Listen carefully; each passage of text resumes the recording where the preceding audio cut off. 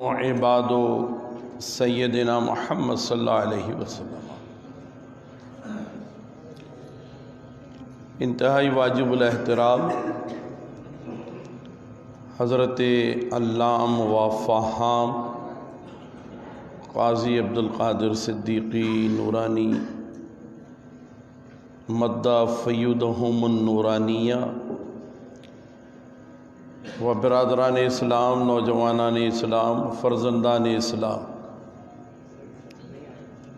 مادران اسلام، خواہران اسلام، دختران اسلام، ماشاءاللہ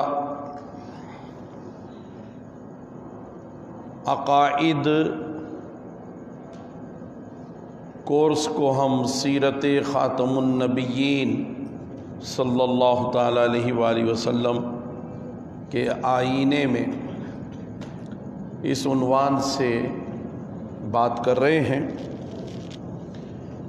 اور اپنے عنوانات کو 16 دنوں پر ہم نے تقسیم کیا ہے۔ آج کا جو ہمارا عنوان ہے وہ رسول اکرم صلی اللہ تعالیٰ علیہ وآلہ وسلم کی تبلیغی مصروفیات اور صحابہ کرام رضوان اللہ تعالیٰ عنہم اجمعین، یعنی جو بتدریج مسلمان ہوتے گئے، پھر ان پر ظلم و ستم۔ یہ بات آپ اچھی طرح جانتے ہیں کہ کسی بھی سوسائٹی یا کسی بھی معاشرے میں جب کوئی اصول یا کوئی ضابطہ کسی ثقافت یا تہذیب کے تحت پروان چڑھنے لگتا ہے تو آسان نہیں ہوتا کہ اس ضابطے سے یا اس نظام سے کوئی دوسرا نظام ٹکرائے، یہ ممکن نہیں ہوتا فوری طور پر۔ تو یہ بات بھی جو میں نے گزشتہ روز عرض کی تھی کہ حضرت خزیمہ حضور علیہ السلام کے کوئی 24ویں پشت میں آپ کے دادا جان ہیں، انہی کے زمانے میں ایک شخص لوحی بن عمر، اس نے بت پرستی کا آغاز مکہ المکرمہ میں شروع کروایا تھا، اور مختلف بتوں کے نام رکھے گئے تھے۔ کوئی کسی پہاڑ پر نصب کر دیا گیا، کوئی بیت اللہ شریف کے اندر رکھ دیا گیا، کوئی بیت اللہ شریف کے دروازے کے باہر رکھ دیا گیا، اور کوئی بیت اللہ شریف کی چھت پر رکھ دیا گیا۔ مجموعی طور پر جغرافیائے عرب کے باشندے 360 بتوں کی پوجا کیا کرتے تھے، اور ہر بت کے لیے ایک دن معین کر دیا تھا کہ بھی آج جمعرات کا دن ہے تو آج فلاں بت کی پوجا کی جائے گی، آج جمعے کا دن ہے تو فلاں بت کی پوجا کی جائے گی۔ تو دنوں کے حساب سے انہوں نے تقسیم کیا تھا۔ لیکن اس میں ایک بات دیکھیے کہ وہ یہ بات جانتے تھے کہ ہر دن جو ہے اس میں کوئی بھی مصیبت آ سکتی ہے، کوئی بھی پریشانی آ سکتی ہے، یا کسی بھی دن کوئی سفر ہو سکتا ہے، تو اس لیے وہ اس دن کے بت کے آگے جا کر اپنے سفر کے لیے، اپنے کاروبار کے لیے، اپنی کاروباری پارٹنرشپ کے لیے کامیابی کی دعائیں کیا کرتے تھے۔ وہ تقسیم کر رکھا تھا انہوں نے دنوں کو۔ اور یہاں یہ بات یاد رکھیے کہ دن جو ہے مجموعی طور پر وہ انگریزی کے اعتبار سے 365 بنتے ہیں اور اسلامی کیلنڈر کے حساب سے 360 دن بنتے ہیں یوم۔ تو قرآن مجید میں یوم کا جو کلمہ ہے یہ 360 مرتبہ ہی آیا ہے۔ جب ہم قرآن مجید کے حوالے سے بات کریں گے تو اس میں جو مناسبت پائی جاتی ہے نا، مختلف کہ فرشتوں کا ذکر جتنی مرتبہ آیا اتنی ہی مرتبہ شیاطین کا ذکر آیا، اور جتنی مرتبہ انسان کے لیے کلمہ بولا گیا اتنی ہی مرتبہ جنات کے لیے بولا گیا۔ تو یہ توازن ہے، اس میں بڑی اہم بات ہے یہ۔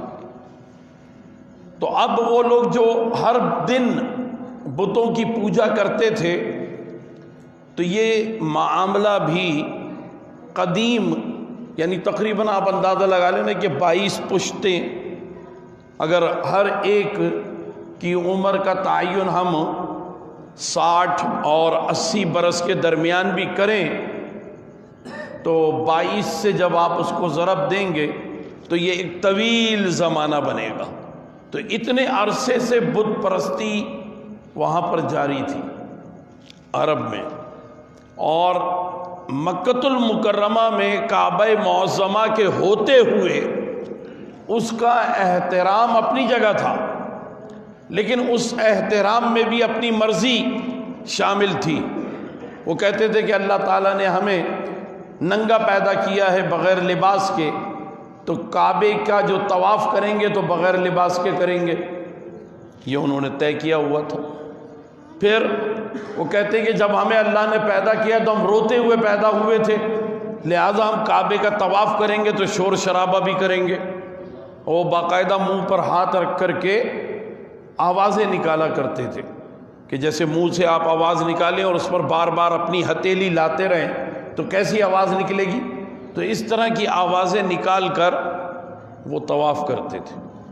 باقاعدہ طور پر ایک شعبہ قائم تھا کہ یہاں پر کھونٹی لگی ہوئی ہے تو عورت اور مرد آئیں گے، اپنا لباس یہاں اتاریں گے اور اس کے بعد پھر طواف شروع کریں گے، اور جب طواف سے فارغ ہو جائیں گے اپنا لباس پہنیں گے اور پھر چلے جائیں گے۔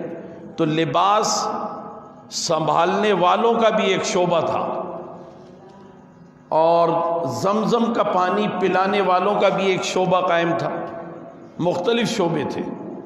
اور جو فال پھینکتے ہیں پانسے مختلف، یعنی آپ نے دیکھا ہوگا ہمارے یہاں بھی بعض چیزیں جو ہیں یعنی چھوٹے چھوٹے پتھر لے کر یا گوٹیاں تو وہ کھیلتے ہیں، ہے نا۔ خواتین میں یہ گٹے بڑے شوق سے کھیلے جاتے ہیں، اور پھر بچوں میں وہ جب قلفی کھاتے ہیں نا تو قلفی کی ڈنڈی رکھ لیتے ہیں اور پھر ان ڈنڈیوں سے بھی کھیلا کرتے ہیں۔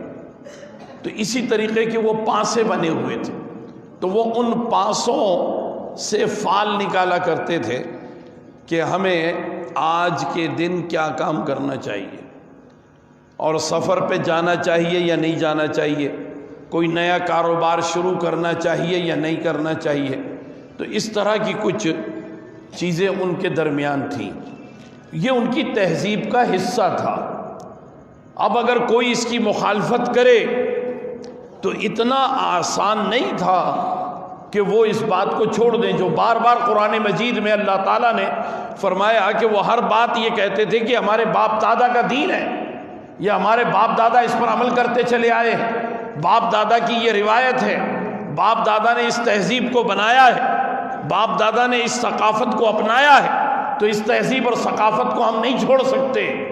یہ جو بار بار قرآن مجید میں آتا ہے تو یہ کیا ہے، یہ بہت شدت کے ساتھ مخالفت ہے، بڑی شدت کے ساتھ۔ اور اس شدت کی مخالفت میں وہ یہ بھول چکے تھے کہ خاندان بنو ہاشم کو جو عزت اور شرافت اور کرامت اور نجابت حاصل ہے تو وہ اس مخالفت میں یہ بات بھی بھول گئے تھے، تو وہ پھر پرواہ نہیں کرتے تھے، وہ پورے خاندان بنو ہاشم کو جو ہے رگڑتے تھے، برائیاں ان کی بیان کرتے تھے کہ دیکھو ان کے اندر یہ ایک عجیب شخص آ گیا ہے جو کہتا ہے میں اللہ کا رسول اور میری بات کو مانو۔ نبی پاک صلی اللہ تعالی علیہ وآلہ وسلم نے بڑی خوش اسلوبی کے ساتھ تبلیغ دین کے فریضے کو انجام دیا ہے، اور یہ بھی ہمارے لیے بڑا مثالی ہے، اور اس پر عمل کرنا یہ بھی ہمارے لیے اسی انداز میں ہو تو حضور علیہ الصلوۃ والسلام کی سنت بھی ہے اور اس میں کامیابی کی دلیل بھی موجود ہے۔ رسول پاک صاحب الاولاق صلی اللہ تعالی علیہ وآلہ وصحبہ بارک وسلم پر جب سورۃ المدثر نازل ہوئی تو آپ نے تبلیغ دین کا باقاعدہ طور پر اللہ کے حکم سے آغاز فرمایا، اور اپنے ددیال والوں کو پہلے بلایا، تو ددیال والے سارے کے سارے جمع ہوئے۔ اب اس سے پہلے حضور علیہ الصلوۃ والسلام کی سیرت کے حوالے سے بہت سے وہ گوشے بھی شامل ہیں اس میں جنہیں ہم اگر بیان کریں تو بہت زیادہ وقت ہو جائے گا، اس لیے ہم اس طرف زیادہ توجہ نہیں کرتے کہ کس طرح آپ کی خدمت میں، آپ کے گھر میں اور اہل خانہ میں حضرت علی کی شمولیت ہوئی۔ وہ صرف ایک مختصر سی بات عرض کر کے میں آگے بڑھوں گا کہ حضرت حمزہ، حضرت عباس بن عبد المطلب اور حضور علیہ الصلوۃ والسلام، ان تینوں نے یہ طے کیا کہ جناب ابو طالب کثرت عیال کے مالک ہیں، اور انہوں نے بہت جلدی حضرت عقیل رضی اللہ تعالیٰ عنہ کی شادی کر دی تھی، ان کے پوتے بھی ہو گئے تھے۔ بعض لوگ جلدی شادیاں کرتے ہیں بچوں کی، اور پھر بچوں کے بچے ہو جاتے ہیں تو بہت یعنی چھوٹی عمر میں ہی ایسا ہو جاتا ہے۔ تو جناب ابو طالب کے یہاں پوتے بھی تھے، اور جناب عقیل جو ہیں وہ کوئی خاص تجارت کا کام نہیں کرتے تھے، بہت کم آیا اور جایا کرتے تھے، تو گھر والوں کا خرچہ، غذائی اجناس اور چھوٹی بڑی ضروریات وہ بڑی مشکل ہو جاتی تھی۔ تو ان تینوں نے یہ کہا کہ ہم اپنے خاندان کے لیے کچھ بہتری کے پہلو سامنے رکھتے ہیں، تو ان کے پاس چلتے ہیں جناب ابو طالب کے پاس، اور ان سے درخواست کرتے ہیں اور ان کی یعنی بچوں میں کچھ تقسیم کر کے اپنی کفالت میں لے لیتے ہیں۔ تو حضرت عباس بن عبد المطلب رضی اللہ تعالیٰ عنہ وہ بھی ساتھ تھے، انہوں نے جناب عقیل کے بچوں کو گود لے لیا۔ تو جناب عقیل کے بچے پہلے اپنے حقیقی دادا کے پاس تھے، اب اپنے چچیرے دادا کے پاس آ گئے۔ حضرت حمزہ بن عبد المطلب رضی اللہ تعالیٰ عنہ انہوں نے حضرت جعفر طیار کو گود لے لیا، تو وہ پہلے اپنے والد کے پاس تھے، اب چچا بمنزلہ والد ہوتا ہے تو اپنے چچا کے پاس آ گئے۔ اور حضرت علی بہت چھوٹے تھے، تقریباً کوئی 4 سال سے بھی کم عمر تھی، تو حضور علیہ الصلوۃ والسلام نے ان کو گود لے لیا۔ اس طرح جناب ابو طالب کے گھر کے اخراجات میں معاونت کر کے انہوں نے کچھ ہاتھ بٹا دیا۔ تو حضرت علی حضور علیہ الصلوۃ والسلام کے ہی پاس رہے۔ میں نے گزشتہ روز بھی عرض کیا تھا کہ نبی پاک صلی اللہ تعالیٰ علیہ وآلہ وسلم کی آل اولاد کا سلسلہ جو رہا تو 4 بیٹے حضرت خدیجہ سے ہوئے، پھر 3 بیٹیاں ہوئیں، ابھی حضرت فاطمہ کی ولادت نہیں ہوئی تھی کہ نزول قرآن کا سلسلہ شروع ہو گیا۔ اس لیے ان کی ولادت ایک نئے ماحول میں ہوئی۔ ماحول کا فرق ہوتا ہے، جب آپ گھر میں ہو تو ماحول دوسرا ہے، جب مسجد میں ہو تو ماحول دوسرا ہے، ٹھیک ہے نا؟ جب آپ بغیر وضو کے ہیں تو ماحول دوسرا ہے، اور جب وضو کر لیں تو ماحول بدل جاتا ہے۔ تو اسی طریقے سے وہاں یہ صورتحال رہی، اور اللہ تعالیٰ نے پھر وہ فضائل بھی ان کو عطا فرما دیے۔ یعنی آپ یہ دیکھیے کہ 3 صاحبزادیوں کے معاملات الگ ہیں، اور یہ ایک صاحبزادی کا معاملہ بالکل الگ ہے۔ حضرت سیدہ خاتون جنت سیدۃ النساء فی العالمین فی الدنیا و فی الآخرہ و فی الجنہ فاطمۃ الزہرا سلام اللہ تعالی علیہا ورضی اللہ تعالی عنہا۔ تو ان کی ولادت جب ہوئی ہے تو اس وقت ہوئی کہ جس بستر پر قرآن نازل ہو رہا ہے اسی بستر پر ان کی ولادت ہو گئی۔ تو اس اعتبار سے اللہ تعالیٰ نے ان کو ہر قسم کی آلائش اور نجاست سے پاک پیدا فرمایا، اور ہمیشہ کے لیے نسوانی عوارضات سے بھی ان کو بالکل پاک اور صاف رکھا۔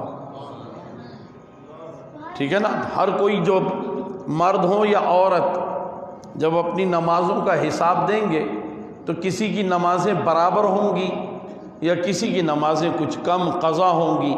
صرف دنیا میں مردوں میں بھی اور عورتوں میں بھی صرف ایک عورت ہوگی ایسی جس کی نمازیں اس کی زندگی کے اعتبار سے زیادہ ہوں گی، اس لیے کہ اس کو نسوانی عوارضات بھی نہیں ہوئے نا، اس دوران بھی اس نے نمازیں ادا کی، جبکہ اللہ نے معاف کر رکھا ہے عورتوں کو اس دوران۔ تو یہ سیدۃ النساء فی العالمین سیدہ فاطمۃ الزہرا سلام اللہ تعالی علیہا ورضی اللہ تعالی عنہا کا معاملہ رہا۔ حضور علیہ السلام نے اپنے تمام چچا اور اپنی پھپھیوں کو بلایا، اور اللہ تعالیٰ نے یہ بھی فرمایا تھا کہ ان پر اسلام کو پیش کیا جائے اور ان سے تبلیغ کے ضمن میں معاونت اور تعاون جو ہے وہ بھی حاصل کیا جائے۔ چنانچہ حضور علیہ السلام نے حضرت علی کو اپنا نقیب بنایا، اپنا نمائندہ بنایا کہ تم جاؤ، جو میرے چچا ہیں وہ تمہارے چچا ہیں، اور جو میری پھپھیاں ہیں وہ تمہاری پھپھیاں ہیں، تم سب کو جانتے بھی ہو اور سب کے گھر بھی جانتے ہو، تو ان سب کو جا کر کے دعوت دو کہ میرے یہاں وہ آ جائیں۔ حضرت علی چلے۔ اس وقت تک یہ بات طے نہیں تھی کہ حضرت علی جو ہیں وہ جب دعوت دیں گے تو پوچھنے والا پوچھے گا دعوت کہاں ہے اور کس نے بھیجا ہے، تو یہ بات ابھی پکارنے کے حوالے سے طے نہیں ہوئی تھی کہ حضرت علی حضور علیہ السلام کو کیا کہیں۔ حضرت عقیل کے بچے دادا کی آغوش سے نکل کر دوسرے دادا کی آغوش میں آئے، ان کے لیے کوئی مسئلہ نہیں تھا، انہوں نے ان کو دادا ہی بولا۔ حضرت جعفر طیار نے حضرت حمزہ کو ابا ہی بولا، اپنے باپ کو بھی ابا بولتے تھے اور اپنے چچا کو بھی ابا بولا۔ مسئلہ تو حضرت علی کے لیے ہوا کہ وہ ولی بولے، کفیل بولیں، ارباب بولیں، مربی بولیں، بڑا بھائی بولیں، بھائی جان بولیں، برادر اکبر بولیں، بھائی صاحب بولیں، کیا بولیں، کیونکہ چچا زاد بھائی ہیں۔ تو اسی حدیث مبارکہ میں کہ جب وہ تبلیغ کے لیے حضور کے نقیب بن کر کے گئے تو خود اپنے باپ کے گھر پہ بھی پہنچے، تو باپ نے بھی پوچھا کس نے بلایا ہے؟ تو کہا میرے مولا نے بلایا۔ وہ ساری زندگی حضرت علی نے حضور علیہ السلام کو مولا ہی کہا، اور پیارے آقا علیہ السلام نے اس مولا کہنے کا بدلہ جو ہے وہ عطا فرما دیا کہ علی تو مجھے مولا بولتا ہے، میں تجھ کو اپنی ساری امت کے لیے مولا بنا کے جا رہا ہوں۔ تو اس اعتبار سے پیارے آقا علیہ السلام نے جب حضرت علی کو نقیب بنا کر، ترجمان بنا کر، اپنا نمائندہ بنا کر اپنے چچاؤں کو بلایا تو ان کے ساتھ ان کی ازواج بھی آ گئیں، اور جب اپنی پھپھیوں کو بلایا تو ان کے ساتھ ان کے شوہر بھی آ گئے۔ پہلے بات بعد میں کی جاتی تھی، کھانا پہلے کھایا جاتا تھا، ٹھیک ہے نا۔ آج کل معاملے کو ہم نے الٹا کیا ہوا ہے، ہم بات پہلے کرتے ہیں، کھانا بعد میں کھلاتے ہیں، کیونکہ اگر کھانا پہلے کھلا دیا تو سب بھاگ جائیں گے۔ تو پہلے کھانا پہلے ہوتا تھا، نکاح بھی بعد میں ہوتا تھا، تو اگر آج ایسا کر لیں تو نکاح میں کوئی نہیں ٹھہرے گا، ہے نا۔ کھانا کھا کے قاضی بھی چلا جائے گا، تو نکاح کون پڑھائے گا؟ تو پہلے جو ہے حضور علیہ السلام نے دسترخوان سجا دیا، سب نے کھانا کھایا، پھر پیارے آقا علیہ السلام نے فرمایا کہ اللہ سبحانہ و تعالی عز و جل نے مجھے اپنا رسول بنایا ہے، اور میں آخری رسول ہوں، اور اسی سلسلے کی آخری کڑی ہوں کہ حضرت عیسیٰ علیہ السلام تشریف لائے، اور ان کے بعد اب میں اللہ تعالیٰ کے دین کی طرف بلاتا ہوں، اور میں یہ چاہتا ہوں کہ تم اس کام میں میرا ہاتھ بٹاؤ۔ اللہ کا حکم ہے کہ ددیال والوں سے مدد لو، اور ددیال کے لوگ جو ہوتے ہیں وہ صلبی اعتبار سے اور عصبہ کے اعتبار سے زیادہ قریب ہوتے ہیں، وراثت میں بھی اسلاب کا اور عصبہ کا احترام کیا جاتا ہے۔ اسی لیے تو حضور علیہ السلام نے ان کو یہ بات بتائی، وہ سب کے سب خاموش رہے، کسی نے کوئی جواب ہی نہیں دیا، اور ہر مرتبہ یہ طریقہ تھا حضور علیہ السلام کا کہ ایک بات کو، ایک مضمون کو 3 پیرائے میں، یعنی 3 مختلف انداز میں اس کو بیان فرمایا کرتے تھے، یہ حکمت کے ساتھ۔ یہ ہمیشہ حضور علیہ السلام کا طریقہ رہا۔ وہ آج کل ہم لوگ ایک دعا سے ہی گھبرا جاتے ہیں، ورنہ فرض نماز کے بعد حضور علیہ السلام ہمیشہ جو دعا فرماتے تھے تو اللہم انت السلام وغیرہ کہہ کے چہرے پہ ہاتھ پھیر کے پھر پھیلا دیتے تھے، پھر ربنا آتینا فی الدنیا حسنہ، پھر چہرے پہ ہاتھ پھیر کے پھر ہاتھ پھیلا دیتے تھے، پھر دوسری دعا، تو 3 دعائیں فرمایا کرتے تھے۔ تو 3 بار آپ نے تبلیغ بھی فرمائی۔ آپ نے فرمایا کہ اللہ سبحانہ و تعالی عز و جل وحدہ لا شریک ہے، اور اسی کی بندگی کی جائے، اور یہ جو بتوں کی پوجا کی جاتی ہے یہ غلط ہے، یہ اللہ کی ذات میں شرک ہے۔ اللہ تعالیٰ اس سے شدید ناراض ہوتا ہے، کیونکہ بندگی کا استحقاق اللہ کے لیے خاص ہے، تو اللہ غضب کی نظر سے دیکھتا ہے، اور جو شرک کرے گا اس کا گناہ کبھی معاف نہیں ہوگا، اور وہ ہمیشہ ہمیشہ کے لیے جہنم میں چلے گا۔ یہ حضور علیہ السلام نے ایک نصیحت کی بات فرمائی۔ پھر اس کے بعد آپ نے دوسرا واعظانہ انداز اختیار فرمایا۔ پھر آپ نے کہا کہ اے لوگوں، کیا تم نہیں چاہتے کہ جو کچھ ہمارے اس معاشرے میں ہو رہا ہے، اور لوگ ایک دوسرے سے لڑتے ہیں، جھگڑتے ہیں، انتقام کی بنیاد پر ایک دوسرے کو قتل کر دیتے ہیں، برسا برس سے لڑائیاں جاری ہیں آپس میں قبیلوں کی، تو یہ تو عجیبی زندگی ہے، تو بہتر یہ نہیں ہے کہ ہم اس ضابطے سے باہر نکل جائیں اور اللہ کے دیے ہوئے ضابطے کے مطابق اپنی زندگی گزاریں؟ پھر آپ نے تیسرا پیرایا اور ایک مدبرانہ انداز اختیار کرتے ہوئے آپ نے فرمایا کہ اے لوگو، اس بات پر غور کرو کہ ہم یہاں جس انداز میں زندگی گزار رہے ہیں،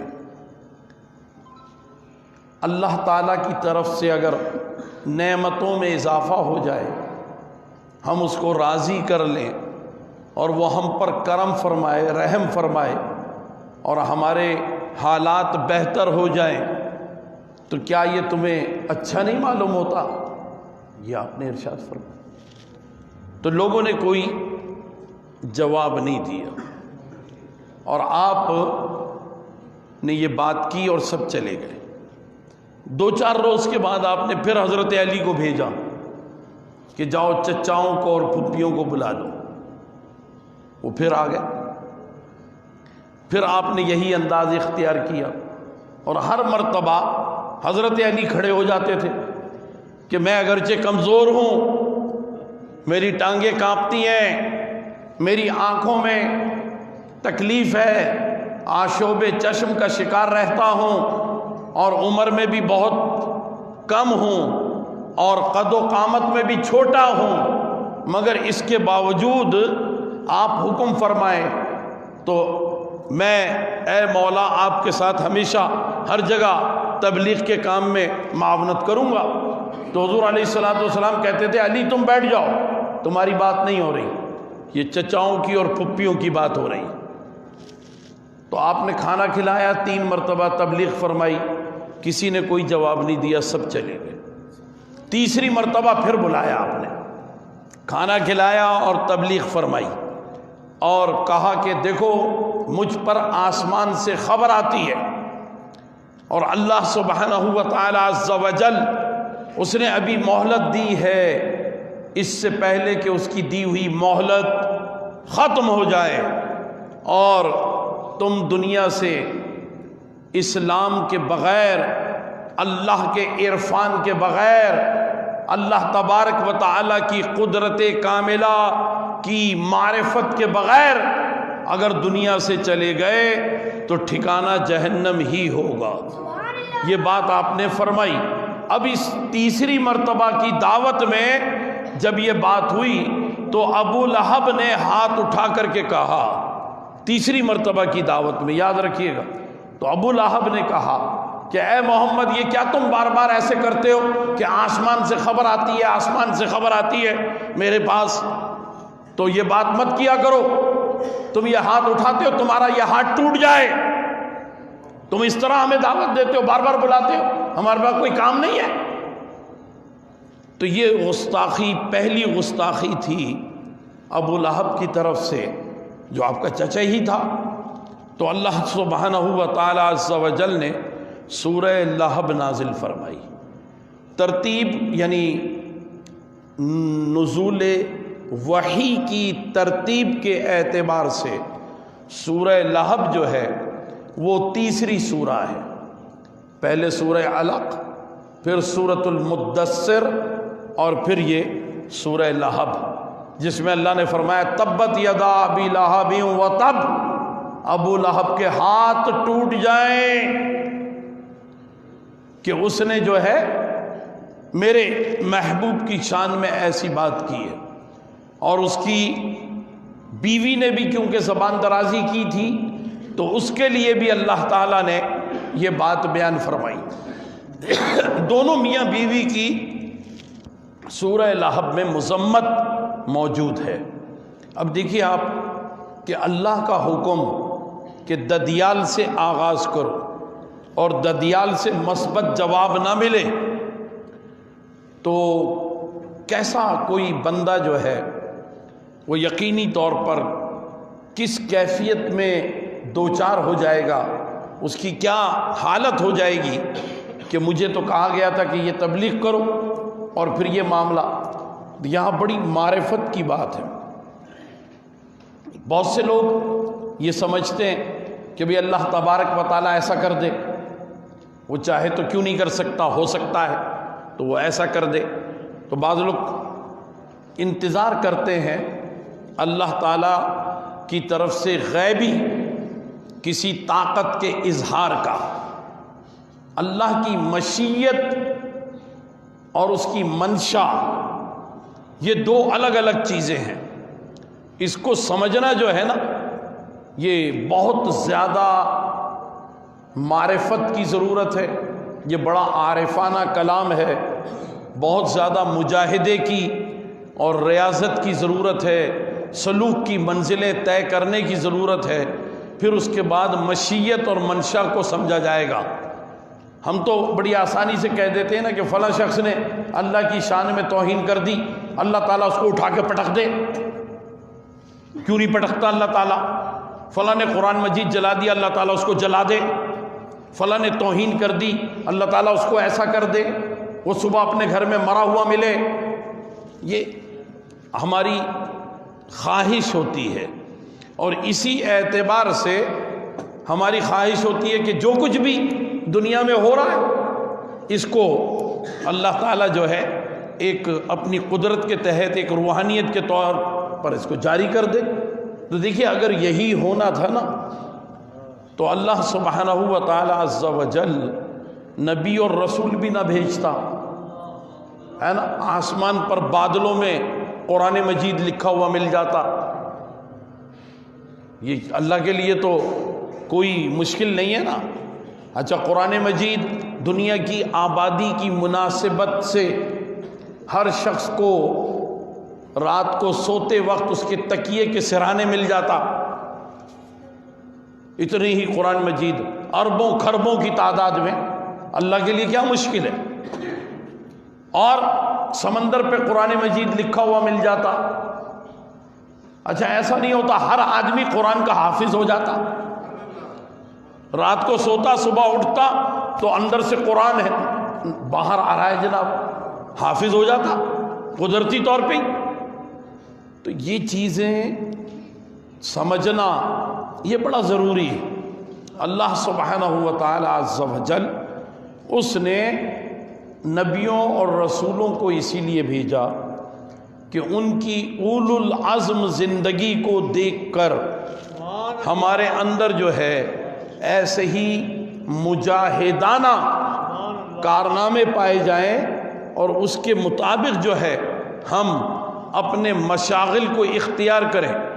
کیونکہ اگر اس طرح غیبی طور پہ سب کچھ ہوتا تو ہر ایک کے لیے ایک دست غیب ہو جاتا، تو ہر ایک کے لیے نہیں ہے، ہاں کچھ کچھ کے لیے اللہ نے رکھا ہے نا۔ حضرت خواجہ اجمیر کے پاس جو بھی ہندو مسلمان ہو کے آتا تو وہ کہتا کہ گھر والے تو مسلمان نہیں ہوئے، میرا بائیکاٹ کر دیا، اب میں کیا کروں؟ تو خواجہ صاحب اپنا مسلح اٹھاتے اور ایک مٹھی دباتے اور اس کو سونے کی اشرفیاں دے دیتے۔ بار بار ایسے ہی کرتے۔ وہ راجہ نے بھی کھدوا دیا، ایک کنواں کھدوا دیا وہاں پہ کہ کیا یہاں سونے کی اشرفیاں دفن ہیں؟ تو وہاں سے کچھ بھی نہیں نکلا۔ یہ دست غیب ہے، ہر ایک کے لیے اگر یہ دست غیب ہونے لگتا تو لوگ محنت ہی نہیں کرتے، ایک دوسرے کے کام نہ آتے، ہے نا؟ کوئی مکان بنانے والا، کوئی مزدوری کرنے والا ہی نہیں ملتا، کیونکہ سب کا پیٹ بھرا ہوا ہوتا تو ہر ایک یہ کہہ دیتا بس ٹھیک ہے بھائی، تو پھر گزارا کیسے ہوتا؟ یہ بات سمجھنے کی ہے۔ تو اللہ سبحانہ و تعالی عز و جل اس کی مشیت جو ہے وہ اس کی قدرت کے ساتھ متحرک ہوتی ہے، اور اس کی منشا جو ہے وہ یہ ہوتی ہے کہ میری بنائی ہوئی جو مخلوق ہے یہ محنت کی عادی ہو۔ اس کی منشا یہ ہوتی ہے کہ یہ مجھے پانے کے لیے جد و جہد کریں، یہ میرے آگے سجدہ ریز ہوں، مجھے راضی کریں، میری ثنا کریں، میری حمد کریں، میرے کلام کو پڑھیں۔ یہ اس کی منشا ہے، وہ یہ چاہتا ہے کہ اس طرح چلیں۔ تو یہ بڑی اہم بات ہے۔ میں نے حضرت آدم علیہ السلام کی تخلیق کا جب ذکر کیا تھا تو اس میں دو روایتیں ملتی ہیں کہ جب اللہ تعالیٰ نے حضرت آدم علیہ السلام کے پیکر کو وہاں بنایا تو اس پیکر کو بنانے کے بعد آپ کے چہرے اقدس پر داڑھی بھی لگائی. ایک روایت یہ بھی ہے، یعنی اللہ تعالیٰ نے کسی چکنے چہرے والے آدم کو تخلیق نہیں فرمایا، داڑھی بھی لگائی تھی. تو اب سمجھ لیجئے کہ اللہ کو کون سا چہرہ پسند ہے.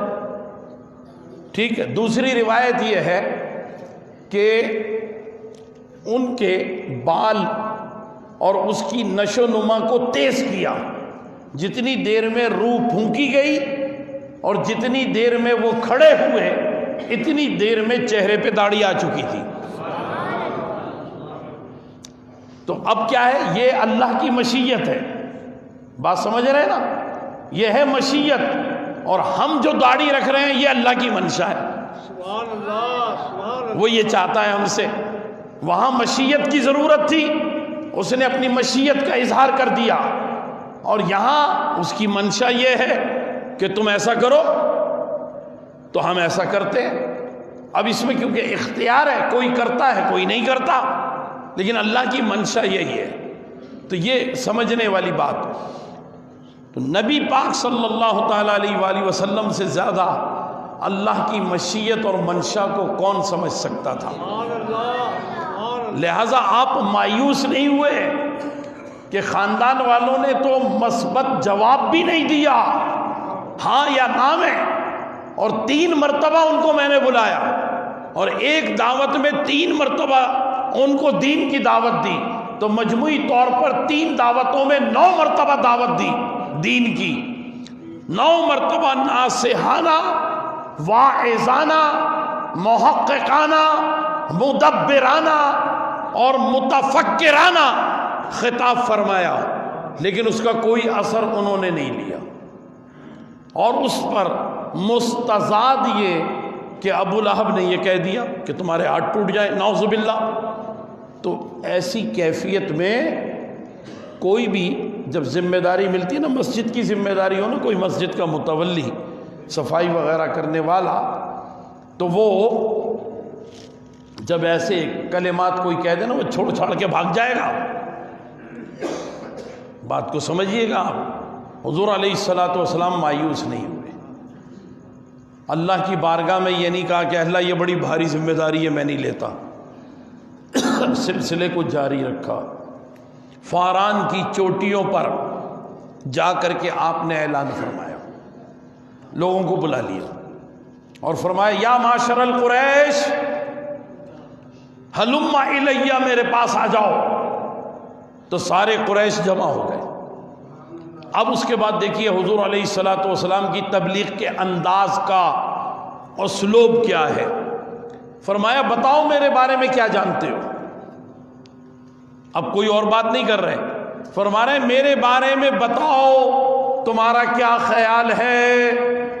تو انہوں نے کہا آپ صادق اور امین ہیں، آپ بہت نیکوکار ہیں، آپ نے کبھی جھوٹ نہیں بولا، آپ نے کبھی امانت میں خیانت نہیں کی. ہم گواہی دیتے ہیں آپ کی پارسائی کی، آپ کی پاکیزگی کی اور آپ کی حکمت و دانائی کی ہم گواہی دیتے ہیں. پھر حضور علیہ الصلوۃ والسلام نے فرمایا کہ اچھا یہ بتاؤ کہ پہاڑ کے دوسری طرف ایک لشکر جرار کھڑا ہو اور وہ تمہیں ہلاک کرنے کے لیے تیار بیٹھا ہو. تکبیر، نعرہ رسالت، یا رسول اللہ، تمہیں ہلاک کرنے کے لیے تیار بیٹھا ہے، تم پہ حملہ کرنا چاہتا ہے، تو تم بتاؤ کہ کیا تصدیق کے لیے اوپر آؤ گے اور دیکھو گے جھانک کر کہ دوسری طرف لشکر ہے یا نہیں ہے، یا میری بات کو مانو گے؟ آمین. تو انہوں نے کہا ہم آپ کی بات کو مانیں گے، سبحان اللہ، کیونکہ آپ کبھی جھوٹ نہیں بولتے، تو ہم تصدیق کے لیے پہاڑ پہ نہیں چڑھیں گے. پھر آپ نے فرمایا کہ قولو، کہ اے لوگو بول دو لا الہ الا اللہ، نہیں ہے کوئی معبود سوائے اللہ کے، یہ تم بول دو تفلحو، تاکہ تم فلاح پا جاؤ اور مجھے اللہ کا رسول مانو. تو حضور علیہ الصلوۃ والسلام نے اس انداز میں تبلیغ فرمائی. اور اس کا اثر ہوا، کئی لوگوں پر اثر ہوا۔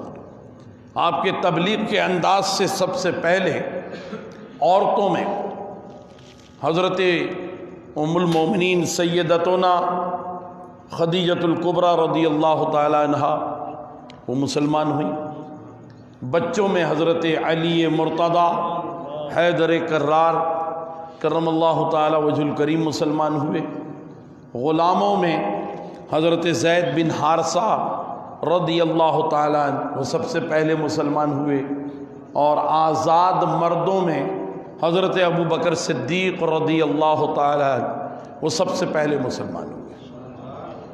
اور حضرت ابو بکر صدیق رضی اللہ تعالی عنہ کے بارے میں حضور علیہ السلام نے یہ بھی فرمایا کہ میں نے جس کسی پر بھی اسلام پیش کیا تو اس نے کچھ نہ کچھ پس و پیش کیا یا کوئی نشانی مانگی، سوائے ابو بکر کے کہ جب میں نے ابو بکر پر اسلام پیش کیا تو انہوں نے بغیر تردد کے اسلام کو قبول فرمایا۔ اچھا، اس کے پیچھے ایک واقعہ بھی بڑا اہم ہے کہ ایک سال حضور علیہ السلام سفر تجارت پہ نہیں گئے، حضرت ابو بکر صدیق رضی اللہ تعالیٰ عنہ چلے گئے، اور جو طریقہ کار تھا راستے میں پڑاؤ کرتے ہوئے جاتے تھے تو وہ پڑاؤ کیا، اور اس درخت کے پاس سب ٹھہرتے تھے جو حضور علیہ السلام کے بچپن میں جناب ابو طالب کے ساتھ جو سفر ہوا تھا، تو اس سفر میں حضور علیہ السلام نے اس درخت کے پاس یا تو بیٹھ کر پشت لگائی تھی اپنی، یا اس کو ایسے چھو لیا تھا۔ تو اب آپ دیکھیے اس زمانے میں تو وہاں بازار تھا، کیونکہ وہ ایک موٹر وے تھی، عالمی تجارتی شاہراہ تھی، وہاں سے گزرتی تھی، وہاں ہوٹل تھے، وہاں سرائے بورڈنگ ہاؤس، وہاں ہوٹل بھی اور موٹل بھی تھے، وہاں ایک کلیسا بھی تھا نصرانیوں کا۔ تو اس مقام پر بڑی رونق ہوتی تھی، لوگ وہاں کھاتے پیتے، چائے پیتے، مشروبات پیتے تھے۔ اب وہاں کچھ بھی نہیں ہے، ٹھیک ہے، اب وہاں کچھ بھی نہیں ہے۔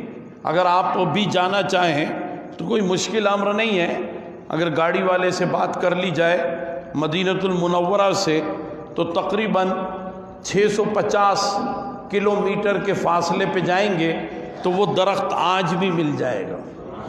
ہوٹل نہیں ہے، درخت ہے، کلیسا نہیں ہے، درخت ہے، چائے والا چلا گیا، درخت ہے، مشروبات والا چلا گیا، درخت ہے، ہوٹل والا چلا گیا، درخت ہے۔ اس درخت کو کون دیکھ رہا ہے؟ کون اس کو پانی دے رہا؟ باقی ریت کا طوفان اڑتا ہے، وہاں گاڑی چلانا بڑی مشکل بات ہے، تو وہاں 4 اسٹروک گاڑی ہی چلتی ہے، 2 اسٹروک تو ریت میں دھس جائے گی، وہاں جیپ کے بغیر کوئی نہیں جا سکتا، یا تو جی ایم سی جائے گی یا پراڈو اور لینڈ کروزر جائیں گی، بس چھوٹی گاڑیاں وہاں جا ہی نہیں سکتی۔ تو میں نے اس درخت کی زیارت کی الحمدللہ، بڑا گھنا درخت ہے، بڑی چھاؤں ہے اس کی، اور حیرت ہوتی ہے کہ بالکل تازہ ہے، اس کے پتوں کو آپ چھوئیں تو ایسا لگتا ہے اس میں نمی موجود ہے۔ تو یہ نمی کہاں سے آ رہی ہے؟ یہ حضور علیہ السلام کا معجزہ بھی ہے۔ تو اسی درخت کے نیچے حضرت ابو بکر ٹھہرے، تو بحیرہ کا جانشین جو پہلے حضور کو ملا تھا چھوٹی عمر میں، وہ بحیرہ تھا، پھر بحیرہ کا جانشین نستورہ وہ حضرت ابو بکر صدیق رضی اللہ تعالیٰ عنہ کو ملا۔ تو نستورہ نے حضرت ابو بکر کو اپنے ساتھ اندر لے کر کے گیا کلیسا میں، اور اپنی ایک کتاب نکالی بوسیدہ سی، اور حضور علیہ السلام کی شبیہ دکھائی، حضرت ابو بکر کی شبیہ دکھائی۔ تو حضرت ابو بکر کہتے ہیں یہ تو میں ہوں، تمہارے پاس کہاں سے میری شبیہ، میری تصویر آئی؟ اس نے کہا یہ کتاب ہماری برسوں پرانی کتاب ہے، اور سنو کہ جب اللہ کے آخری رسول نے دنیا میں آنا تھا تو ایک ستارہ جو اس سے پہلے کبھی طلوع نہیں ہوا تھا، وہ ستارہ طلوع ہوا۔ ہماری کتابوں کے مطابق ہم سمجھ گئے کہ آخری رسول کی ولادت مکہ میں ہو گئی ہے، لیکن ہمیں یہ نہیں پتا تھا کہ وہ کون ہے، کہاں ہے، کس قبیلے میں ہے، کس خاندان میں ہے۔ پھر اس کے بعد جب اللہ کی طرف سے پیغام آنے کا معاملہ تھا، نزول قرآن کا، تو پھر ایک ستارہ جو کبھی طلوع نہیں ہوا وہ ابھی گزشتہ رات کو طلوع ہوا ہے، یعنی پچھلی رات کو ہی طلوع ہوا ہے، اور ابو بکر یہ تمہارے دوست ہیں اور تمہارے دوست پر ہی اللہ کا پیغام آیا ہے۔ حضرت ابو بکر کہتے ہیں کہ میرے جسم کے رونگٹے کھڑے ہو گئے، میں نے اپنا مال تجارت ساتھیوں کو دے دیا کہ تم لوگ جاؤ بیچ دینا اور جو کچھ وہاں سے لینا ہے لے لینا اور مجھے لا کر کے دے دینا، مجھے ایک ضروری کام یاد آ گیا ہے، میں واپس مکہ جا رہا ہوں۔ حضرت ابو بکر کہتے ہیں راستے میں کہیں ٹھہرے بغیر میں آندھی طوفان کی طرح گھوڑے پر سوار مکہ پہنچ گیا، اور مکہ پہنچتے ہی سیدھا اپنے دوست کے گھر پہنچا، اور میں نے وہاں جا کر کے ان سے کہا کہ مجھے اطلاع ملی ہے کہ اللہ تعالیٰ نے آپ کو کوئی پیغام دیا ہے اور اللہ نے آپ کا انتخاب فرما کر آپ کو رسول بنایا ہے۔ تو حضور علیہ الصلاۃ والسلام نے مجھ سے یہ فرمایا کہ اے ابو بکر، راہب کی باتیں سننے کے بعد کیا مجھ سے تصدیق کرنے کی ضرورت ہے؟ تو حضرت ابو بکر کہتے ہیں میں فوراً سمجھ گیا کہ میرے اور راہب کے درمیان کوئی تیسرا نہیں تھا، اور یہ اس بات کو بتا رہے ہیں تو نبی ہوتا ہی وہ ہے جو غیب کی خبریں دے دے، نبی ہوتا ہی وہ ہے جو غیب کی خبریں دے دے۔ پھر وہ کہتے ہیں کہ میں نے پھر دیر نہیں کی اور زیادہ توقف نہیں کیا، لیکن میرے سامنے ایک اندیشہ اور ایک وسوسہ تھا۔ وسوسہ اور اندیشہ یہ تھا کہ میں اپنے دوست کے ساتھ شانے سے شانہ ملا کے چلتا ہوں، قدم سے قدم ملا کر کے چلتا ہوں، آنکھوں میں آنکھیں ڈال کے بات کرتا ہوں، ہر چیز میں حصے کرتا ہوں، آدھا میں لیتا ہوں آدھا دوست کو دیتا ہوں۔ اب اگر میں ان کو اللہ کا رسول مان لوں، ان کو اپنا سید و سردار مان لوں، تو پھر پیچھے پیچھے چلوں گا، پھر قدم سے قدم ملا کر نہیں چل سکتا، پھر نظریں جھکا کر کے بات کروں گا، تو کیا کرنا چاہیے؟ تو یہ وسوسہ جب آیا تو میں نے اس وسوسے کو چھوڑ دیا اور اپنی دوستی کے رشتے کو غلامی اور آقا کے رشتے میں بدل دیا۔ یہ ہے حضرت ابو بکر صدیق رضی اللہ تعالیٰ عنہ کا مشرف با اسلام ہونا۔ پھر ان کا یہ عرض کرنا کہ یا رسول اللہ صلی اللہ تعالیٰ علیہ وسلم، اگر آپ کی اجازت ہو تو میں بھی تبلیغ کروں۔ تو حضور علیہ الصلاۃ والسلام نے فرمایا کہ اگرچہ تبلیغ دین کی آیت ابھی نازل نہیں ہوئی مگر تمہیں اجازت ہے، تم تبلیغ کرو۔ تو حضرت ابو بکر صدیق رضی اللہ تعالیٰ عنہ کہتے ہیں کہ میں سیدھا حضرت عثمان کے پاس گیا، انہیں جا کر کے میں نے چند باتیں کی، وہ راضی ہو گئے، حضور علیہ الصلاۃ والسلام کی خدمت میں لے آیا اور حضرت عثمان مشرف با اسلام ہو گئے۔ پھر اس کے بعد میں حضرت طلحہ کے پاس گیا، پھر حضرت زبیر کے پاس گیا، پھر حضرت عبد الرحمن بن عوف کے پاس گیا، پھر حضرت سعید بن زید کے پاس گیا، پھر حضرت ابو عبیدہ ابن الجراح کے پاس گیا، اور حضرت سعد بن ابی وقاص کے پاس گیا۔ تو میں نے عشرہ مبشرہ کے 7 افراد کو مسلمان کیا۔ دیکھیے حضرت علی پہلے مسلمان ہو چکے تھے، حضرت عمر اعلان نبوت کے 6 برس میں مسلمان ہوئے، اور خود حضرت ابو بکر۔ تو عشرہ مبشرہ میں 10 ہے نا، 10 میں سے 3 کو نکال دیں، ابو بکر، عمر، حضرت علی رضی اللہ تعالیٰ عنہ مجمعین، باقی کتنے بچے؟ 7۔ حضرت طلحہ، حضرت زبیر، حضرت ابو عبیدہ ابن الجراح، حضرت عبد الرحمن بن عوف، حضرت سعد بن ابی وقاص اور حضرت سعید بن زید۔ تو یہ 7 افراد، اللہ اکبر۔ آج اگر ہم محنت کریں، میرا خیال ہے اگر ہمیں کافی محنت کرنی پڑے گی، کئی بار سندھ کے ان علاقوں میں جہاں وڈیرے آباد ہیں، تو وہاں جہاں کہیں ہندو ہیں ان پہ محنت کر کے انہیں مسلمان کیا جائے تو کیا سمجھتے ہیں آپ وہ کیسے مسلمان ہوں گے؟ کمزور مسلمان ہوں گے نا، ہمارے جیسے بھی نہیں ہو سکتے، کیونکہ ان کو پوری تعلیم دینے میں زندگی لگ جائے گی، زندگی لگے گی، پھر کہیں جا کر کہا جائے گا ہاں یہ کوئی مسلمان ہوئے۔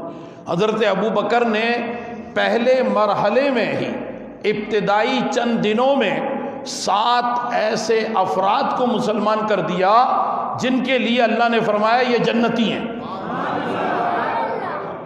تو یہ بڑی اہم بات۔ اب اس طرح تبلیغ کا سلسلہ جو ہے وہ بڑھتا چلا گیا، جو مسلمان ہوتا رہا وہ اپنے خاندان میں اسلام کو پیش کرتا رہا، اور جس نے آمادگی ظاہر کر دی اسے حضور علیہ الصلوۃ والسلام کی خدمت میں لے کر کے آ گئے۔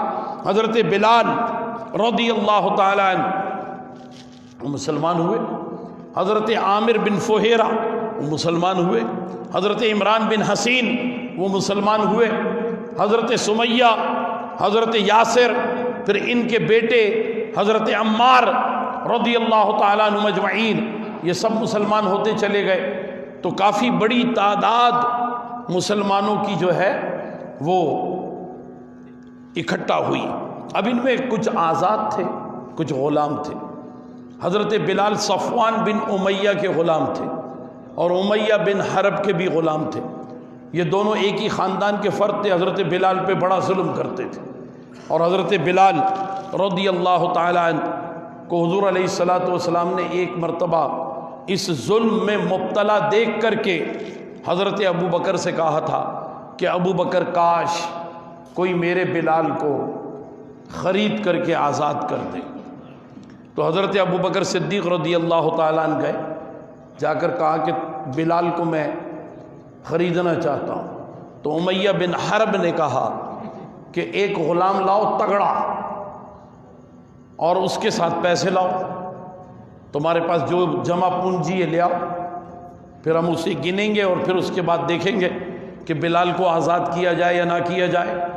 تو حضرت ابو بکر صدیق رضی اللہ تعالیٰ عنہ وہ سونے اور چاندی کی اشرفیوں سے بھری ہوئی ایک تھیلی لے کر کے گئے، اور ایک غلام بھی لے کر گئے، اور اس کے بعد اس تبادلے میں حضرت بلال کو لے لیا، اور حضرت بلال کو لے کر خوشی خوشی چل رہے تھے تو ان کے والد آ گئے، حضرت ابی قحافہ۔ ان کو پہلے کم نظر آتا تھا اور آخری عمر میں تو بالکل نابینا ہو گئے تھے۔ تو انہوں نے کہا کہ اے ابو بکر، میں نے سنا ہے تو نے ایک سودا کیا ہے، تیرے سودے کی مکہ میں بڑی دھوم مچی ہوئی ہے، تو تو نے ایک تگڑا غلام دے کر اس سے زیادہ تگڑا غلام لیا ہوگا۔ تو ایسے ٹٹولتے ہوئے حضرت بلال کے پتلے پتلے بازوؤں کو چھو لیا انہوں نے، کہنے لگے یہ لیا ہے تو نے، اور یہ تو بچہ ہے، تو نے اتنا تگڑا غلام دے دیا اور اس کے بدلے میں یہ لے لیا، اور ایک تھیلی بھری ہوئی بھی تو نے پیش کر دی، یہ گھاٹے کا سودا ہے۔ حضرت ابو بکر نے کہا کہ ابا حضور آپ کو پتہ ہی نہیں ہے، یہ سب سے زیادہ نفع کا سودا ہے۔ تو انہوں نے کہا کہ اب تو اسے اپنی غلامی میں رکھے گا؟ کہا نہیں، میں نے اس کو اپنی غلامی میں نہیں رکھنا، میں نے تو اسے رسول اللہ کی غلامی میں دینا ہے۔ تو حضرت بلال حبشی رضی اللہ تعالیٰ عنہ وہ اس طرح آزاد ہوئے۔ پھر حضرت عامر بن فہیرہ کا حضرت ابو بکر صدیق رضی اللہ تعالیٰ عنہ نے سودا کیا، اور حضرت سمیہ اور حضرت یاسر رضی اللہ تعالیٰ عنہما، یہ دونوں میاں بیوی، ان کا سودا جو ہے وہ حضرت ام المومنین سیدتنا خدیجۃ الکبریٰ رضی اللہ تعالیٰ عنہ انہوں نے کیا ابو جہل سے۔ حضرت سمیہ رضی اللہ تعالیٰ عنہ وہ بہت زیادہ حضور علیہ الصلوۃ والسلام کی محبت میں سرشار رہتی تھیں، اور بات بات پر حضور کا ذکر کرتی تھیں۔ ابو جہل اس بات سے چڑھتا تھا اور وہ بات بات یہی کہتی تھی، تو ابو جہل بہت مارتا پیٹتا تھا۔ جب حضرت خدیجہ نے ان کا سودا کر لیا تو حضرت سمیہ نے کہا کہ اے عمرو بن ہشام، اب تم بتاؤ اب تم کیا کرو گے؟ اب مجھے کیسے روکو گے؟ میں اپنے آقا کا نام بار بار تمہارے سامنے لوں گی، تم مجھے روک سکتے ہو؟ تو اس کو بڑا غصہ آیا. وہ برچھی ایک پڑی ہوئی تھی اس کے پاس.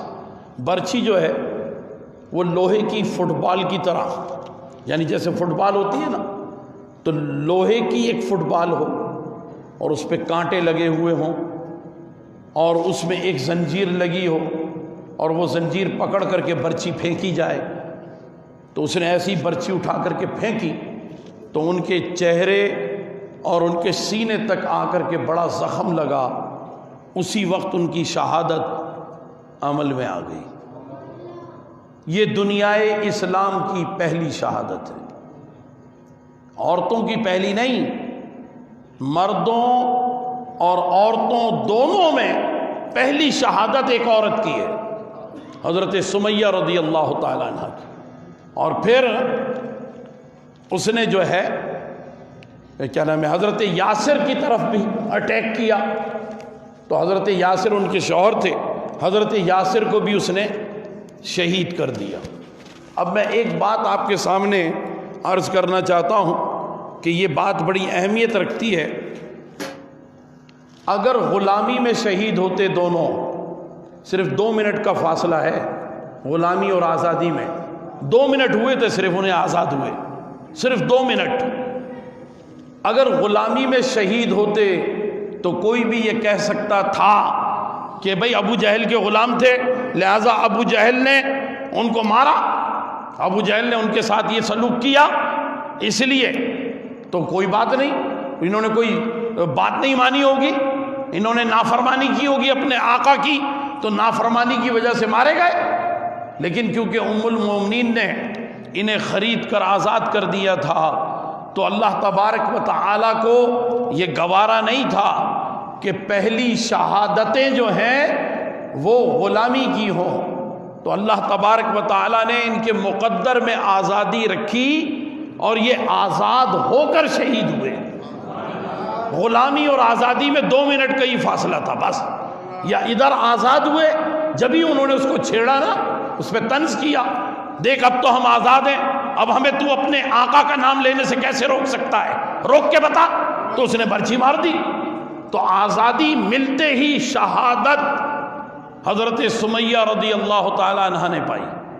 اور پھر ظلم و ستم دیکھیے کہ حضور علیہ الصلوۃ والسلام کو بتایا، دونوں لاشیں چارپائی پہ ڈال کر کے لے گئے. پیارے آقا علیہ الصلوۃ والسلام نے فرمایا جنت المعلا میں لے جاؤ. جنت المعلا میں گئے. ابو جہل اپنے ساتھیوں کے ساتھ آ کے کھڑا ہو گیا، ہاتھ پھیلا کے، جیسے لوگ ہاتھوں کی زنجیر بنا کے کھڑے ہو جاتے ہیں نا، ایسے کہ خبردار یہ ہمارا خاندانی قبرستان ہے، یہاں پر غلاموں کو دفن ہونے کی اجازت نہیں ہے. یہ واپس آ گئے. حضور علیہ الصلوۃ والسلام کو عرض کیا کہ یا رسول اللہ آپ اجازت دیں تو ہم لڑ جھگڑ کر قبر کھود لیں اور دفن کر دیں. نماز جنازہ کے احکامات آئے نہیں تھے، کفن کے احکامات آئے نہیں تھے، غسل کے احکامات بھی نہیں آئے تھے، تو یہ بالکل شروع دور کی بات، تو ایسے ہی دفن کرنا تھا. تو حضور علیہ الصلوۃ والسلام نے فرمایا کہ نہیں، لڑنے جھگڑنے کی اجازت نہیں ہے، ابھی جہاد کی آیتیں نازل نہیں ہوئی، لہٰذا ان کو لے جا کر کے شرایا میں دفن کر دو.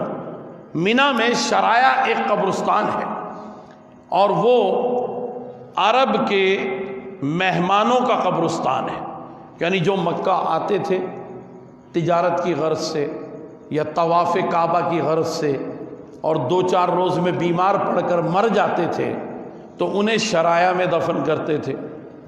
تو جب یہ وہاں لے کر کے دونوں چارپائیوں کو پہنچے تو ابو جہل آ گیا، گہوارہ میت کے آگے اس نے ہاتھ پھیلا دیے، خبردار یہ ہمارے مہمانوں کا قبرستان ہے، یہاں پر ان کو دفن ہونے کی اجازت نہیں ہے. پھر حضور علیہ الصلوۃ والسلام کے پاس آئے، صبح سے شام ہو گئی یہی کرتے کرتے. غور کیجئے کتنا بڑا ظلم ہے، مارو بھی اور پھر دفن ہونے کی اجازت بھی نہ دو، کتنا بڑا ظلم ہے. حضور علیہ الصلوۃ والسلام کے پاس آئے، عرض کیا یا رسول اللہ صلی اللہ تعالیٰ علیہ وسلم اب بتائیے کیا کریں؟ تو فرمایا مقبرۃ الشبیکہ لے جاؤ، جہاں بچیوں کو زندہ درگور کیا جاتا تھا، وہاں لے کر کے جاؤ۔ تو اب یہ جب وہاں پہنچے، ابو جہل وہاں بھی آ گیا، کہنے لگا یہ تو ہماری کمیونٹی کی زمین ہے، یہ دار الندوہ کی زمین ہے، لہٰذا یہ تو کسی بھی اعتبار سے یہاں تو دفن ہونے کی اجازت ہی نہیں۔ پھر حضرت خدیجہ رضی اللہ تعالی عنہ نے 4 تھال چاندی کی اشرفیاں، سونے کی اشرفیاں، درہم اور دینار، 4 تھال بھر کر کے ان سے مرصع بھجوائے اپنے خاص خادم میسرہ رضی اللہ تعالیٰ عنہ، وہ مسلمان ہو گئے تھے، ان کے ہاتھوں، اور ابو جہل کو پیغام دیا کہ مجھ سے اپنی اس کمیونٹی کی زمین کا سودا کرو۔ اس نے سودا کر لیا، اور پھر پیپر بنے باقاعدہ طور پہ، اور وہاں ایک قدیم میوزیم میں آج بھی ایک کپڑے کے اوپر تحریر موجود ہے کہ مقبرۃ الشبیکہ ام المومنین خدیجہ کی ملکیت ہے، اور ام المومنین نے اسے وقف کر دیا کہ یہ وقف ہے، اور آج تک اس وقف زمین کو وہاں سے فلائی اوور نکال رہے تھے کہ اسے توڑ دیں، وہ ٹوٹ نہیں سکا۔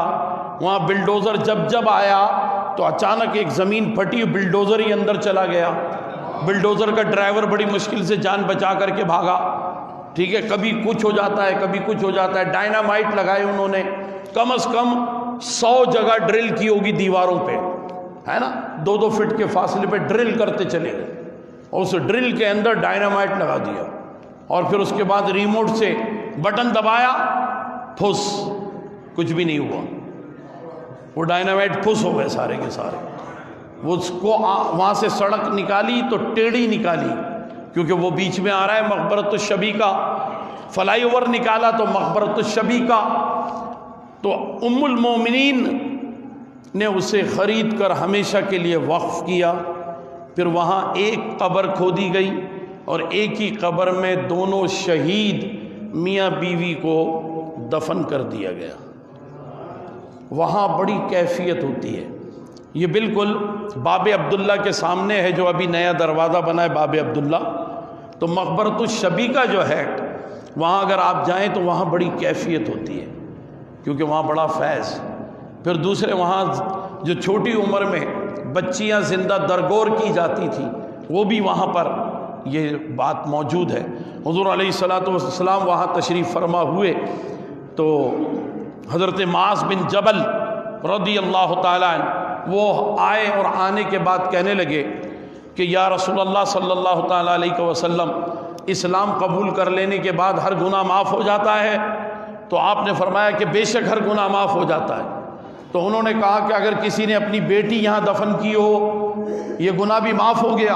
کہا معاف ہو گیا، کیونکہ قریش جو ہے وہ بیٹیوں کی پیدائش پر خوش نہیں ہوتے تھے، وہاں زندہ دفن کر دیا کرتے تھے۔ چنانچہ حضرت معاذ بڑے تذبذب کے عالم میں کہ اگر کسی نے 2 بیٹیوں کو دفن کیا ہو تو حضور نے فرمایا اسلام ہر گناہ مٹا دیتا ہے۔ تو انہوں نے کہا اگر 1 درجن سے زیادہ ہو تو کہا اسلام ہر گناہ کو مٹا دیتا ہے۔ پھر انہوں نے عرض کیا کہ یا رسول اللہ، اگر باقی 1 درجن سے زیادہ بیٹیاں سب 2-2 4-4 دن کی تھیں، چند سانسیں لی تھیں اور ان کو دفن کر دیا گیا ہو یہاں پہ، اور ایک بیٹی 14 برس کی ہو جائے اور جوان ہو جائے اور اس کو دفن کیا جائے، تو پھر انہوں نے قصہ سنایا کہ میں لے کر کے آیا اپنی بیٹی کو اپنے سسرال سے، وہ میکے میں لے گئی تھی میری بیوی اس کو بچا کے، جب وہ 14 برس کی ہو گئی تو میں اس کو لے کر کے آیا گھمانے پھرانے کے بہانے، اور میں نے گڑھا کھودا تو میں بوڑھا ہو گیا، تو پسینے پسینے ہو گیا، تھک گیا، سانس پھولنے لگی، تو میری بیٹی نے میرے پسینے اپنی آنچل سے صاف کیے، اور اس نے کہا کہ بابا یہ گڑھا کھودنا ضروری ہے؟ میں نے کہا ہاں ضروری ہے۔ تو اس نے گڑھا کھودا، وہ بار بار مٹی نکالتی تھی اور کہتی تھی کہ ٹھیک ہے، اور میں کہتا تھا اور کھودو، تو اور گہرا کر دیتی تھی اور پھر مٹی نکالتی تھی، یہاں تک کہ جب وہ اتنا گہرا ہو گیا کہ میں اپنی اس بیٹی کو اس میں دھکا دے دوں تو میں نے اسے دھکا دے دیا اور میں اس پر مٹی ڈالنے لگا۔ اس نے کہا کہ بابا مجھے معلوم تھا کہ آپ میرے ساتھ یہی کریں گے، کیونکہ میری 13 بہنوں کو آپ نے یہاں دفن کیا ہے۔ 13 بہنیں چھوٹی عمر میں دفن کی گئی۔ میں صرف اس لیے آئی تھی کہ میں بھی آپ کی خواہش پوری کر دوں۔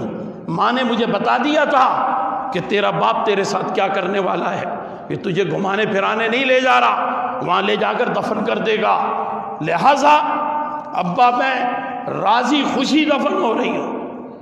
اور وہ دفن کر دیا، مٹی ڈال دی۔ حضور علیہ السلام کی داڑھی آنسوؤں سے تر ہو گئی اور کہا کہ اے معاذ، تو نے مجھے دکھی کر دیا، رنجیدہ کر دیا۔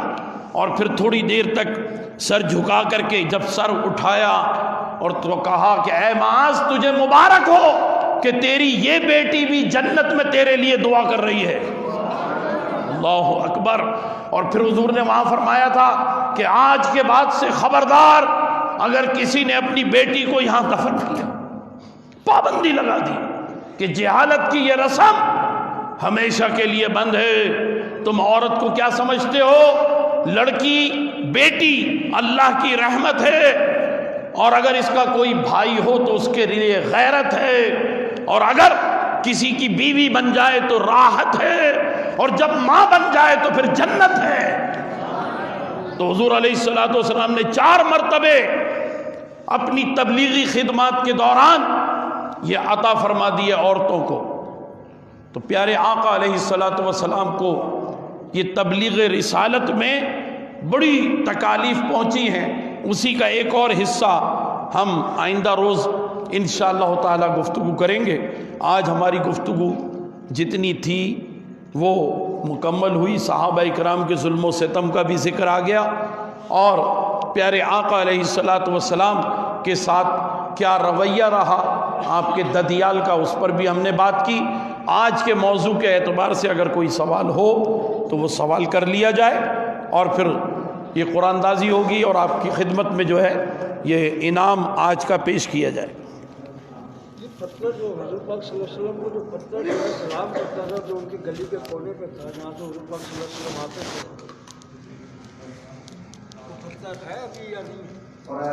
دفن ہو گیا وہاں پہ، حضرت ابو بکر کے مکان پہ تھا وہ۔ ہمارے شریف دوسری پڑھنے کے جمعہ بھی ہے اور مسجد سے دوسری کی محنت ہوگی جو رات کو